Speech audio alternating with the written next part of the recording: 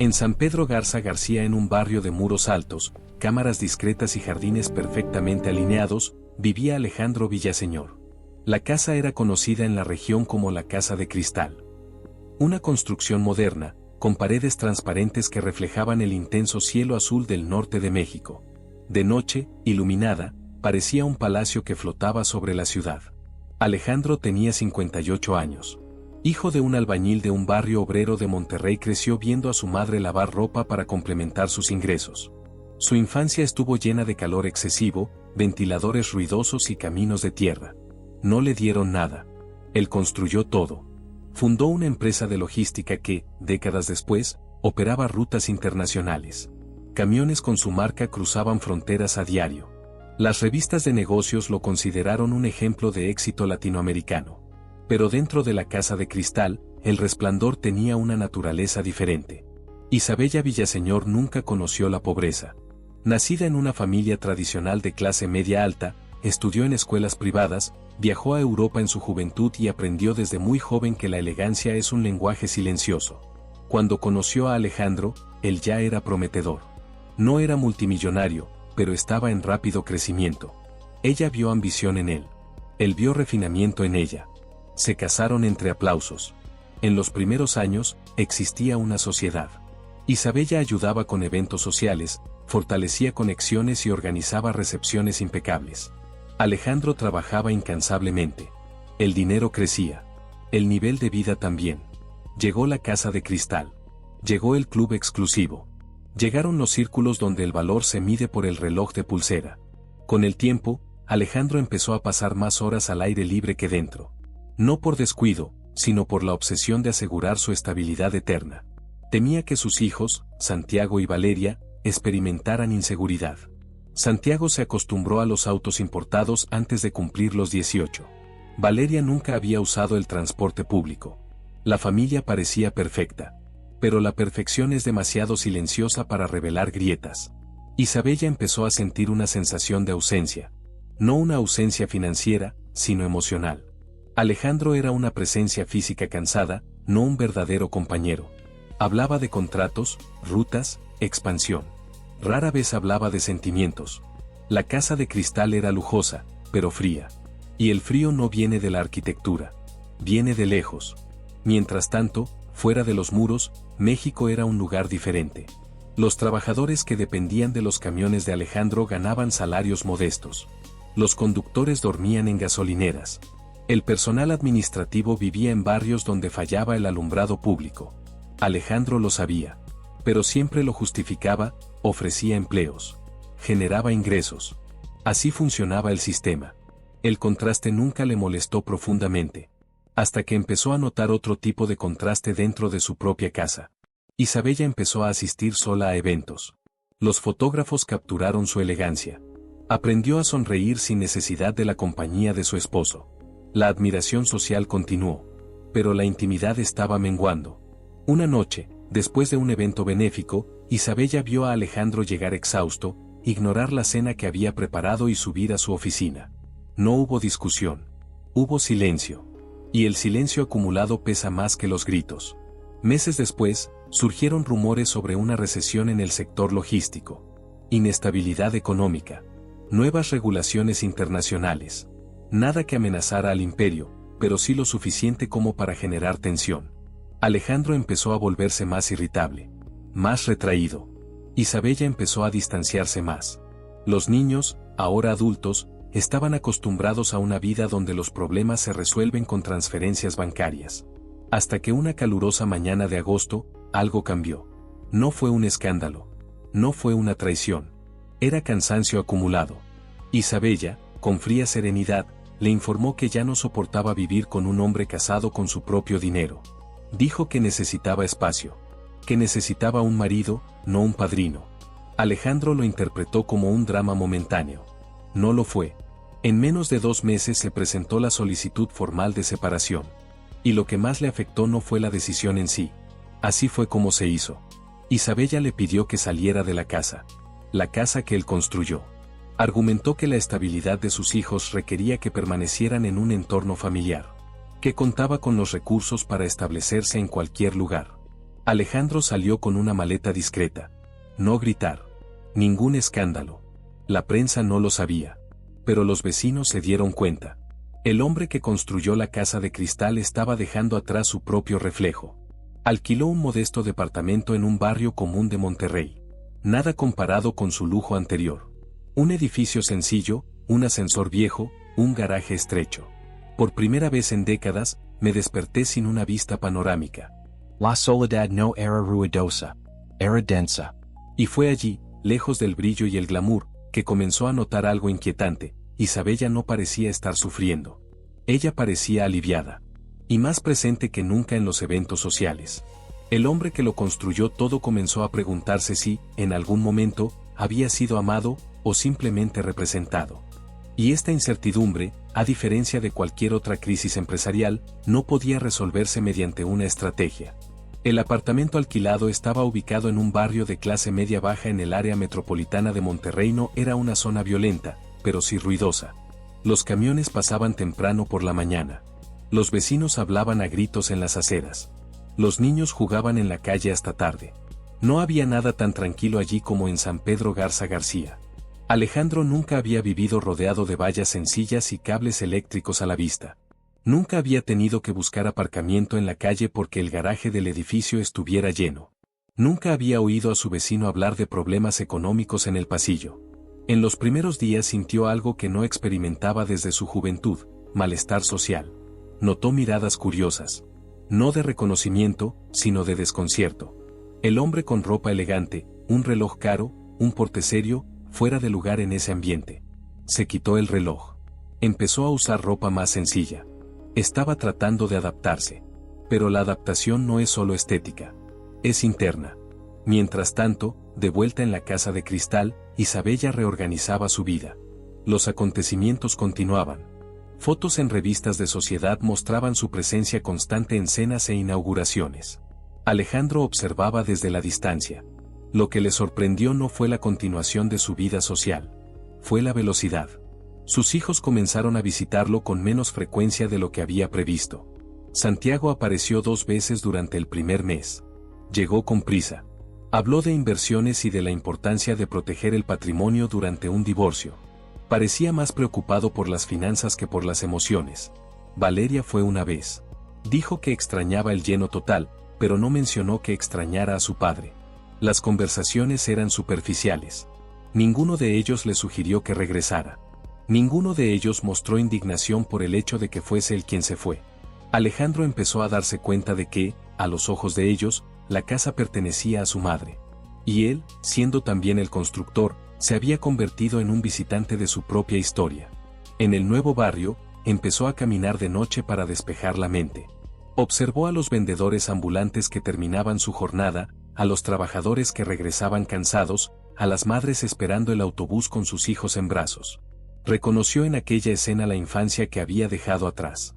Pero ahora lo veo con una perspectiva diferente. No era solo pobreza. Fue resistencia. La gente de allí no tenía lujos, pero sí mucha cercanía. Se sentaban juntos en la acera. Compartían comidas sencillas. Se reían a carcajadas. La casa de cristal nunca tuvo ese sonido. Una tarde, cuando regresaba del mercado cargando sus propias bolsas, algo que no había hecho en décadas, escuchó a 2 señoras comentar que parecía un hombre abandonado. La palabra hizo eco. Abandonado. No en quiebra. No traicionado. Abandonado. Empezó a preguntarse si, a los ojos de Isabella, él también era reemplazable. Y luego vino la primera humillación pública. Una revista local publicó un artículo sobre la nueva etapa de Isabella Villaseñor. El texto hablaba de la independencia femenina, los nuevos comienzos con elegancia y la fuerza para terminar un matrimonio que ya no le convenía. Alejandro fue descrito simplemente como un hombre de negocios demasiado centrado en los negocios. La narrativa fue clara. Ella era la liberación. Él fue el error. Lo que más me dolió no fue el tema en sí. Se dio cuenta de que nadie lo defendía. Ningún amigo cercano llamó. Ningún socio comercial hizo comentarios.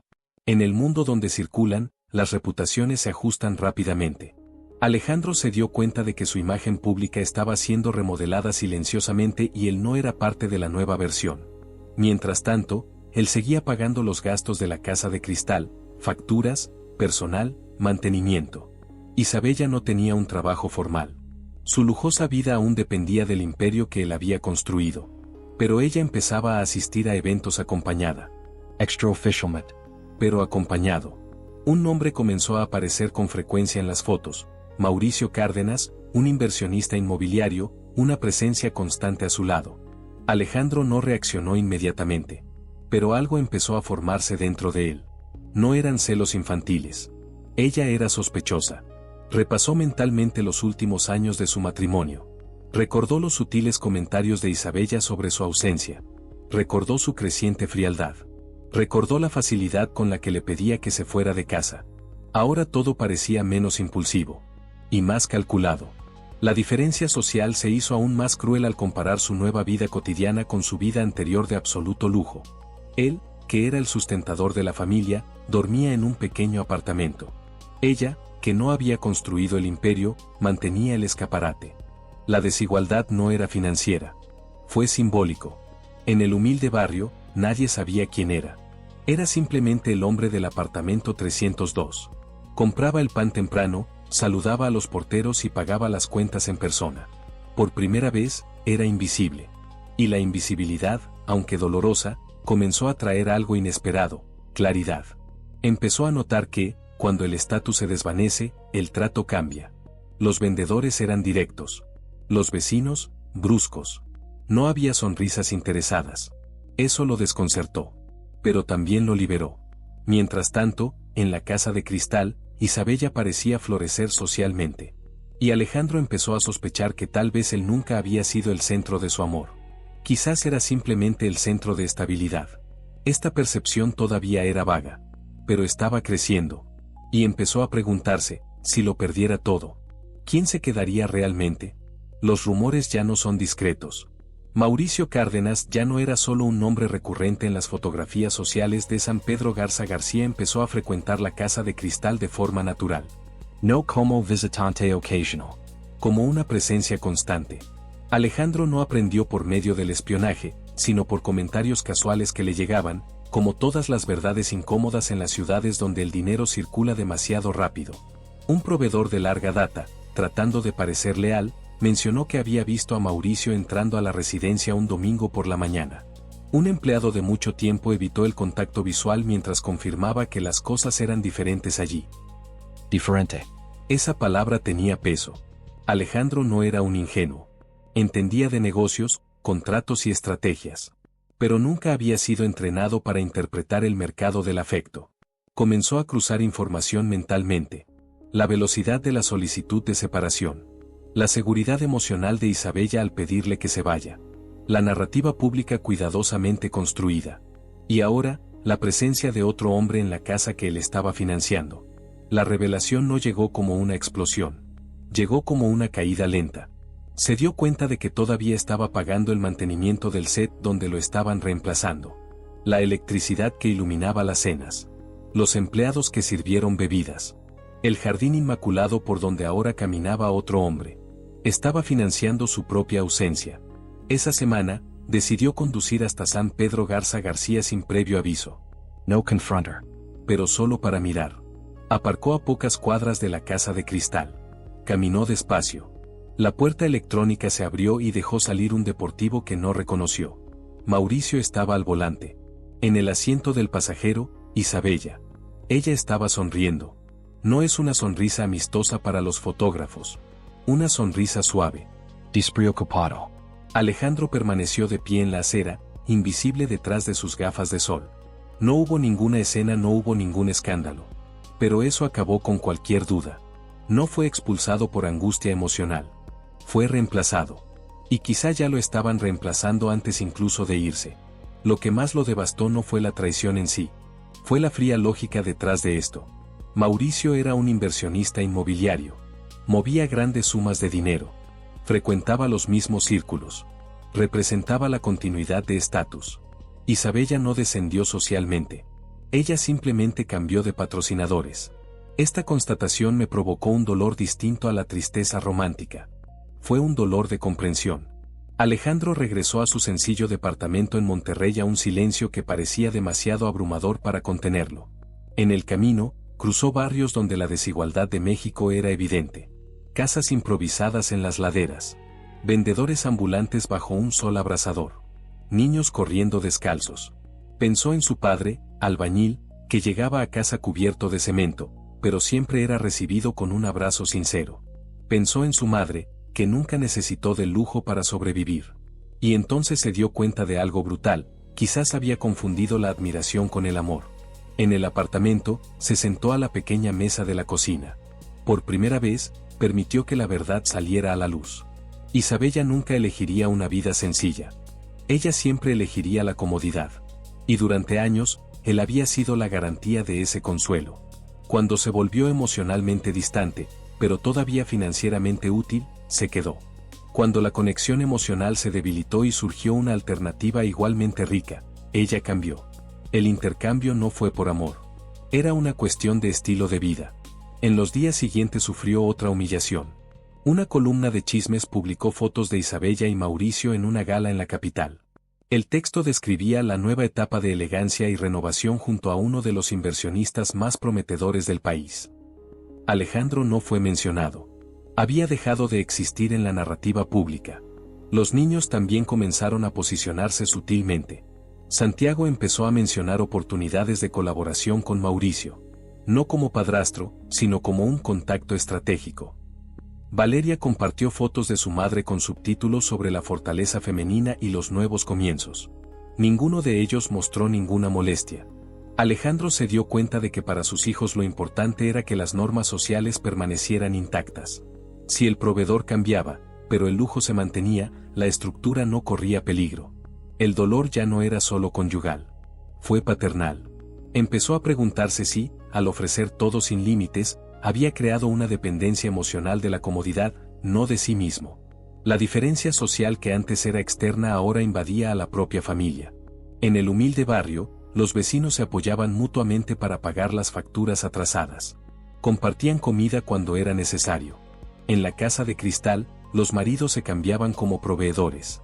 Alejandro comenzó a frecuentar más a menudo el barrio, observando la vida cotidiana con un enfoque casi antropológico.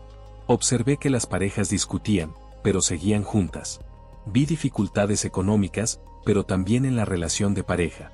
Y empezó a comprender que la pobreza material no significa pobreza de conexiones. Mientras tanto, continuó transfiriendo grandes sumas de dinero mensualmente para el mantenimiento de la casa de cristal. Hasta que una noche, mientras revisaba sus extractos bancarios, vio gastos extras relacionados con renovaciones del jardín y mejoras de muebles. Muebles que no utilizaría. Jardines en los que ni siquiera pondrías un pie. Algo cambió allí. No fue venganza. Estaba despertando. Alejandro se dio cuenta de que estaba financiando la narrativa que lo estaba borrando. Y decidió parar. No lo anunció. Él no amenazó. Simplemente informó formalmente a los abogados que los pagos extraordinarios quedarían suspendidos hasta que se finalice el divorcio. La reacción fue rápida. Isabella expresó su indignación mediante mensajes indirectos. Le llegaron comentarios sobre su mezquindad e inestabilidad emocional. Mauricio empezó a ser visto en la casa con cada vez mayor frecuencia. La diferencia social se hizo más evidente. Mientras él vivía en un modesto apartamento, Isabella organizaba fiestas y recepciones. Pero algo estaba empezando a cambiar dentro de Alejandro. Ya no estaba solo herido. Estaba prestando atención. Y por primera vez desde que salió de la casa de cristal, comenzó a considerar una pregunta que nunca se había hecho antes: si el dinero dejara de existir, ¿quién quedaría? Esta pregunta dejará de ser puramente teórica muy pronto. Alejandro siempre había sido un estratega. No tomó decisiones empresariales impulsivas. No reaccionó basándose en las emociones. Evaluó escenarios, proyectó consecuencias y solo entonces actuó. Esta vez no sería diferente. La pregunta que lo rondaba, ¿quién quedaría si se acababa el dinero?, dejó de ser una reflexión íntima y se convirtió en un plan concreto. Entendía cómo funcionaba el mercado. Sabía que los rumores, cuando eran oportunos, se propagaban con la suficiente rapidez como para parecer ciertos. Comenzó discretamente. Redujo sus apariciones públicas. Canceló su asistencia a 2 importantes eventos empresariales en Monterrey. Un director financiero de confianza ha comenzado a mencionar la reestructuración interna en las conversaciones estratégicas. No era una mentira completa. Era narrativa dirigida. A las pocas semanas comenzaron las especulaciones sobre dificultades logísticas, contratos internacionales no renovados y una posible venta parcial de la empresa. La prensa económica publicó notas cautelosas. Alejandro no lo negó. El silencio alimentó la duda. Mientras tanto, seguía viviendo en su sencillo apartamento. Paseaba por el barrio. Observaba a los trabajadores que dependían de su empresa. Sentía el peso ético de la estrategia, pero necesitaba la respuesta que buscaba.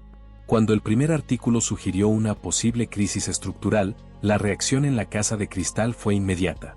Isabella llamó después de días de silencio. La preocupación inicial parecía práctica. Preguntas sobre activos protegidos. Sobre el riesgo de congelación de cuentas. Sobre el impacto en el proceso de divorcio. No había ninguna duda sobre cómo lo estaba haciendo. Santiago apareció en el apartamento 2 días después, algo raro desde la separación.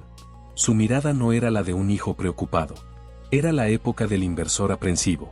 Habló sobre la necesidad de transparencia. Sobre la reorganización corporativa.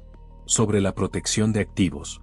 Valeria, a su vez, publicó un enigmático mensaje en las redes sociales sobre momentos de transformación. Ninguno de ellos le sugirió que regresara a casa. Ninguno de ellos me preguntó si necesitaba compañía. La división social estaba empezando a revertirse simbólicamente. En San Pedro Garza García las invitaciones para Isabella comenzaron a disminuir sutilmente. Los eventos empezaron a destacar el nombre de Mauricio con más prominencia que el de ella. El estatus, antes garantizado por el apellido Villaseñor, comenzó a tambalearse. Alejandro observaba todo desde la distancia. Luego vino el paso decisivo. Se celebró una breve rueda de prensa en la sede de la empresa. Alejandro, con expresión seria y un discurso cuidadosamente preparado, confirmó que el grupo se enfrentaba a importantes desafíos y estaba considerando la venta de algunos de sus activos para preservar los empleos. Finalmente se pronunció la palabra crisis. El mercado reaccionó. Los socios se han separado temporalmente. Los inversores suspendieron las operaciones. La narrativa se solidificó, el imperio estaba tambaleándose. En la Casa de Cristal el cambio era notable. Empezaron a despedir empleados con el pretexto de reducir costes. El conductor dejó de venir a diario. El jardinero empezó a venir solo una vez por semana. Isabella intentó mantener la compostura. Siguió asistiendo a eventos, pero ahora con una ligera tensión visible. Mauricio se quedó a su lado. Pero algo había cambiado. Alejandro recibió información indirecta de que se habían iniciado conversaciones en la residencia. No por falta de dinero, aún tenía ahorros, sino por la posibilidad de una ruina financiera permanente. Y entonces llegó el momento más revelador. Isabella solicitó una revisión urgente de los términos del divorcio, pidiendo la liquidación anticipada de una parte importante de los bienes. Ella quería una garantía inmediata. Seguridad personal. Alejandro se dio cuenta de que, ante la amenaza de perder su lujoso estilo de vida, su prioridad era proteger su propia estabilidad. No matrimonio. No es una familia unida. La propia seguridad. Santiago comenzó a presionar para la transferencia de activos a su nombre, argumentando la preservación generacional. Valeria redujo drásticamente las apariciones públicas con su madre. Mauricio fue visto con menos frecuencia en la Casa de Cristal. La inestabilidad social produce un efecto dominó. Cuando el dinero parece escaparse, la cercanía se evapora. Alejandro observó la transformación como quien observa un experimento doloroso. En el humilde barrio nadie sabía de la supuesta crisis. Los vecinos siguieron saludándolo de la misma manera. La señora del mercado le preguntó si necesitaba algo. El portero comentó sobre el calor del verano. Allí su identidad no dependía de los balances financieros. Una noche, sentado en el pequeño balcón del apartamento, Alejandro se dio cuenta de la brutal ironía. Cuanto más se disminuía públicamente, más claramente veía. Mauricio finalmente se alejó. Fuentes sociales comenzaron a comentar que el inversor estaba buscando nuevas oportunidades fuera de la ciudad. Isabella apareció sola en 2 eventos consecutivos. La Casa de Cristal, antaño escenario de constante esplendor, estaba empezando a perder su encanto. Y Alejandro sintió algo inesperado, insatisfacción. Pero confirmación. Aún no había revelado la verdad. La prueba aún no había terminado. Pero él ya sabía que la respuesta estaba frente a él. Cuando el dinero vaciló, el amor también vaciló. Y algunos ya habían desembarcado del barco incluso antes de que el naufragio fuera una realidad. La supuesta crisis ha dejado de ser un rumor y se ha convertido en una realidad en los círculos empresariales. Monterrey. Los informes indicaron una venta parcial de activos. 2 almacenes logísticos se pusieron oficialmente a la venta. Se suspendió una ruta internacional. Se despidió al personal administrativo con el pretexto de una reestructuración. Alejandro controlaba todo detrás de escena. La empresa no estaba en quiebra, pero el mundo creía que estaba debilitado. Y en el universo social de San Pedro Garza García no se tolera la debilidad. La Casa de Cristal comenzó a sufrir ajustes visibles. Primero, discreto. Entonces, inevitable. Despidieron a 2 empleadas domésticas. El chef privado dejó de presentarse 3 veces por semana. Se renegoció la membresía del club exclusivo. Isabella intentaba mantener la compostura. Asistía a los eventos con impecable elegancia. Pero ahora, sonreír le exigía esfuerzo. Las invitaciones comenzaron a escasear. Mauricio ha desaparecido por completo de las fotografías. El tono de los comentarios sociales ha cambiado. El apellido Villaseñor ya no era automáticamente sinónimo de estabilidad. Y entonces llegó la jugada que Alejandro nunca olvidaría. Isabella presentó formalmente una propuesta de divorcio acelerado exigiendo la división inmediata de los activos netos disponibles. Ella quería liquidez. Quería separar su parte antes de que el imperio se hundiera. El mensaje implícito era claro: si el barco se estaba hundiendo, ella quería el bote salvavidas primero. Alejandro leyó el documento en el pequeño apartamento, sentado en la sencilla mesa donde ahora comía sus propias comidas. Ella no experimentó ningún arrebato emocional. Sentí como si algo estuviera terminando. La mujer que había prometido asociarse para ascender no mostró ninguna voluntad de afrontar el descenso, incluso si este era ilusorio. Impulsado por el miedo a la inestabilidad, Santiago comenzó a buscar oportunidades fuera del negocio familiar. Habló con inversores independientes, evitando asociar su imagen con la delicada situación. Valeria redujo drásticamente su presencia en redes sociales. En sus redes aparecieron comentarios sobre su etapa difícil.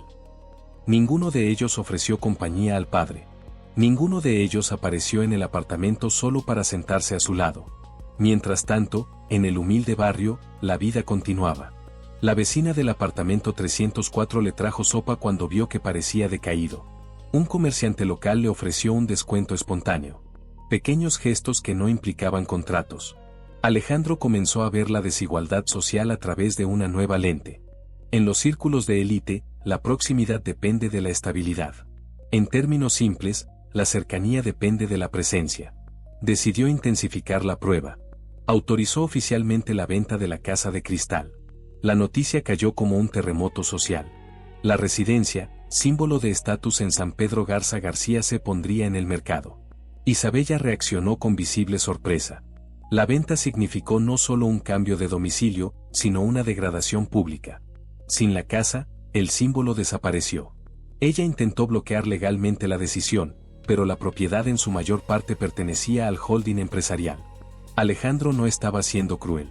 Se trataba de ser coherente con la narrativa que todo el mundo ya creía. Si había una crisis, era necesario recortar costes.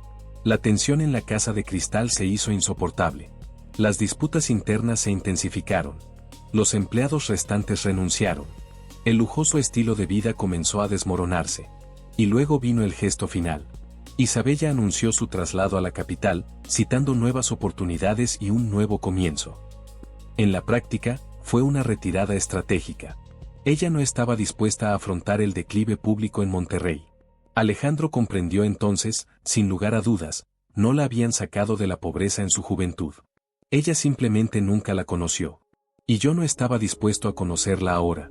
Su decisión de abandonar la ciudad antes de que se hiciera oficial la supuesta quiebra era la respuesta definitiva que él buscaba. No hubo ninguna solicitud de reconciliación. No hubo ningún intento de reconstrucción. Hubo autoconservación.